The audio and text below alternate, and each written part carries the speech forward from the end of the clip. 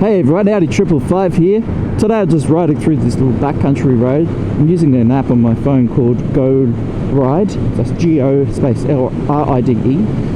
It's on my Android phone. I think they probably make it for Apple as well, but it's a cool app. It's made for motorcyclists, so you put in point A and point B and you can adjust the squiggliness of the road you want to go on, and it will find an appropriate road for you to ride on, and I put it up to the maximum setting, and hence why I'm not on the usual highway ride.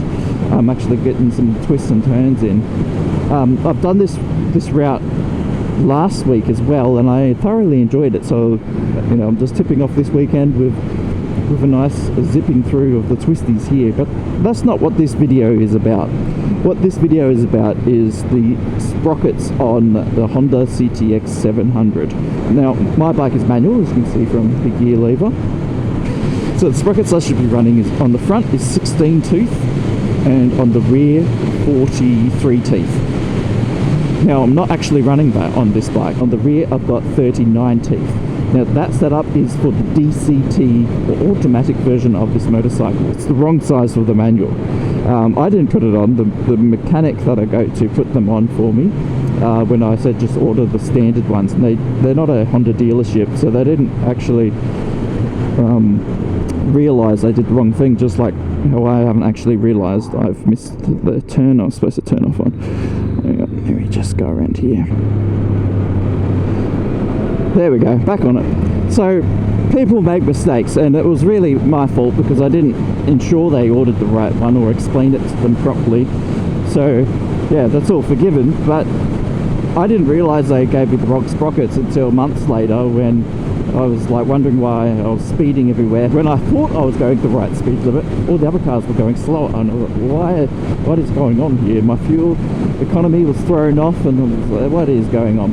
I was like, okay, I've got the wrong sprockets on. Eventually I realised.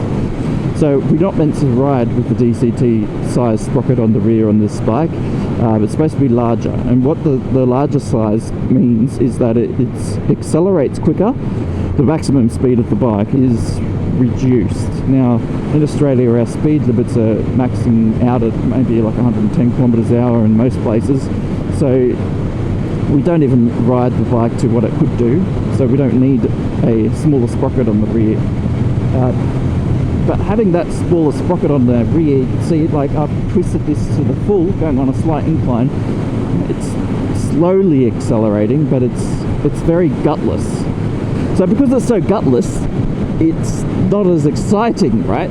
So you can accelerate from the traffic lights and you won't pick up speed as quickly because the sprocket's too small at the back. But you can go at your top speed, at a higher top speed I should say. Hey cows, how you going? Which, you know, it's all well and good if you maybe in let's say Germany and you're riding on Autobahn, you want that top speed to be as high as you could possibly get it. But here in Australia, I would say it's not worth riding the manual the automatic sprockets on the manual bike. It just spoils a lot of the fun. Like, don't get me wrong, still any day on the bike is fun and it's always good, but it takes out some of that torquiness that this engine is renowned for and replaces it with a higher top end speed, which you don't necessarily need. So on the highway, the RPMs are lower with the DCT sprockets. At 100 kilometers an hour on the manual sprockets, I would be sitting at maybe 3.2 thousand RPM. But with the DCT sprocket, 39 teeth, I sit at 3,000 RPM.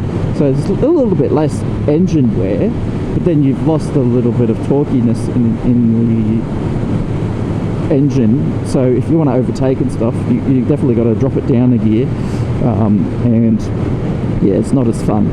So in Australia, I wouldn't recommend getting the DCT sprocket on the rear on the manual bike, and I won't do that again. When it's due, which will be very soon, I'll be putting the 43 tooth sprocket on the rear. Yeah, that's my 2 cents on it. But if you live overseas and you've tried the same setup on your bike that I've currently got and you enjoyed it, put it in the comments, let other people know why, because Not that there is anything wrong with it, but for me it's not good, it's not suited to Australia. We don't need that top end speed. Yeah, so that's my 2 cents on the sprocket debacle. And maybe that's a tip for young players as well. If you take your bike to a dealership and they ask what sprockets you want, just do a little bit of research beforehand, or even look at your sprocket. Usually have a number engraved on the sprocket that you can see, to see how many teeth it's on it. And the last thing that I've got with the DCT sprocket is, I feel like when they designed this bike, they started off with the DCT version first, because the speedo is pretty much bang on now at 100 kilometers an hour. I'm going 100 kilometers, and I'm sure if you've ridden the manual one of the manual sprocket, you will notice that your speedo is a little bit out, maybe like 6 to 8%. So I feel like it was originally designed with the DCT speedometer and the computing mathematical formula at the beginning, but they just forgot to factor in that a manual one with a different sprocket on the rear would be providing a different speed and on the road. So yeah, maybe a speedo healer would be the way to go with that one, if you wanted the speedo to actually line up.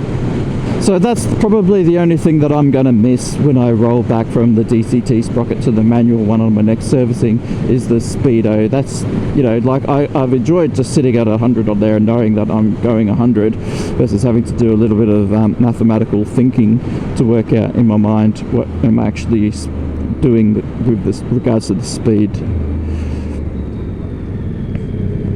Jeez, man, you're lucky no one was on.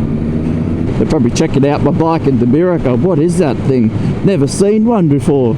Well, it's a Honda CTX700, and you could buy one and own it for yourself, and you'll know what sprockets to put on it from watching this video. Anyway, that's it for today's video. As usual, keep safe out there on the road, stay on two wheels and not on your head. If you're from Brisbane, big shout out, and I'll see you all next time. Laters!